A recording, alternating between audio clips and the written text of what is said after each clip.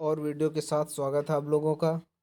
ये जो वैकेंसी आ रही है national high speed railway corporation की तरफ से निकल के आ रही है, जो कि ये ऑनलाइन एप्लीकेशन स्टार्ट हो गए हैं, जो कि 2 मई से स्टार्ट हो गए हैं। इसकी लास्ट डेट 31 मई को है।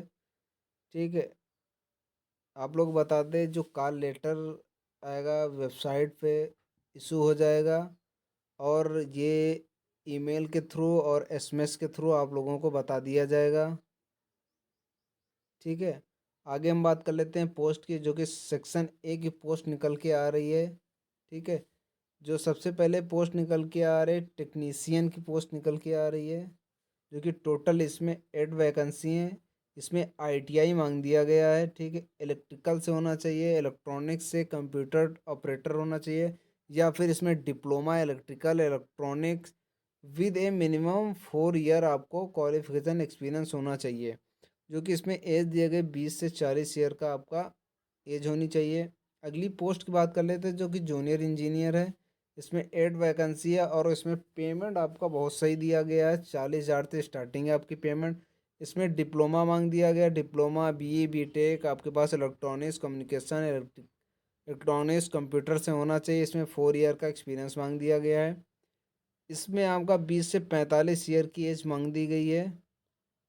आगे बात कर लेते हैं, सेक्शन बी की पोस्ट निकली है। ये आपकी पोस्ट जो कि कॉन्ट्रेक्चुअल बेस पे पोस्ट है, जो कि 2 ईयर की आपकी ये वैकेंसी रहेगी। ठीक है, 2 ईयर या 3 ईयर की वैकेंसी रहने वाली है। जो कि सबसे पहले वैकेंसी निकल के आ रही है, इसमें असिस्टेंट मैनेजर की सिविल से होना चाहिए। इसमें 50,000 से स्टार्टिंग है, जो कि इसमें 11 पोस्ट है आपकी। इसमें आपके पास डिप्लोमा होना चाहिए, या फिर बीए होना चाहिए, या फिर बीटेक होना चाहिए, जो कि सिविल से होना चाहिए आपको। इसमें विद मिनिमम 4 ईयर ठीक होना चाहिए। और अगली बात कर लेते हैं पोस्ट की, जो कि असिस्टेंट मैनेजर प्लानिंग की है। इसमें 2 वैकेंसी निकले, डिप्लोमा बीटेक या फिर ठीक है सिविल से होना चाहिए, जो कि इसमें 4 ईयर पोस्ट क्वालिफिकेशन होना चाहिए। अगली पोस्ट की बात कर लेते हैं असिस्टेंट मैनेजर की ह्यूमन रिसोर्स की, जो कि इसमें 2 वैकेंसी। इसमें ग्रेजुएशन मांग दिया गया है, एमबीए में ग्रेजुएशन मांग दिया गया है। ठीक है, और आगे हम बात कर लेते हैं जो जूनियर मैनेजर सिविल से हैं। इसमें 12 पोस्ट हैं। डिप्लोमा आपके पास होना चाहिए, या फिर बीए होना चाहिए, या फिर बीटेक होना चाहिए, सिविल के साथ होना चाहिए। इसमें 2 ईयर का एक्सपीरियंस होना चाहिए आपके पास। अगली पोस्ट की बात कर लेते हैं, जो जूनियर मैनेजर इलेक्ट्रिकल की वैकेंसी निकल के आ रही है, जो कि 21 पोस्ट हों। इसमें डिप्लोमा बीटेक होना चाहिए आपके पास इलेक्ट्रिकल से, जो कि 2 ईयर पोस्ट क्वालिफिकेशन आपका एक्सपीरियंस होना चाहिए। आगे हम बात कर लेते हैं इसमें जॉब प्रोफाइल की, जो कि आपके पास सबसे पहले जॉब प्रोफाइल आपके पास क्या क्या मतलब एक्सपीरियंस होना चाहिए टेक्नीशियन में, जो कि जूनियर इंजीनियर आपकी वैकेंसी निकल के आ रही है। ठीक है, इसमें आप लोग सिग्नल का इंस्टॉलेशन आपको आना चाहिए, इलेक्ट्रॉनिक से रिलेटेड आपकी एक्टिविटीज़। बात कर लेते हैं, जो कि इसमें टेस्टिंग के बारे में आपको नॉलेज होना चाहिए, एसएनटी इक्विपमेंट के बारे में आना चाहिए, और क्वालिटी कैसी है इसके बारे में आपको नॉलेज होना चाहिए, और कोऑर्डिनेशन कैसे क्या करना चाहिए, मैनेजिंग कैसे करनी चाहिए, आपको ये सब नॉलेज होना चाहिए। अब बात कर लेते हैं सिविल की, जो कि असिस्टेंट मैनेजर सिविल में देख लेते हैं, जो कि इसमें ब्रिज का कंस्ट्रक्शन कैसे क्या किया जाता है, foundation concrete pier steel column कैसे क्या होता है। ठीक है, कंक्रीट के बारे में आपको नॉलेज होना चाहिए, स्टील ब्रिज कंस्ट्रक्शन के बारे में नॉलेज होना चाहिए, और ग्रेडर के बारे में टर्निंग बिल्डिंग कंस्ट्रक्शन के बारे में आपको नॉलेज होना चाहिए, सर्वेइंग के बारे में, लैंड इक्विपमेंट के बारे में होना चाहिए। अगली पोस्ट की बात करें असिस्टेंट मैनेजर, जो कि प्लानिंग के अंतर्गत आता है।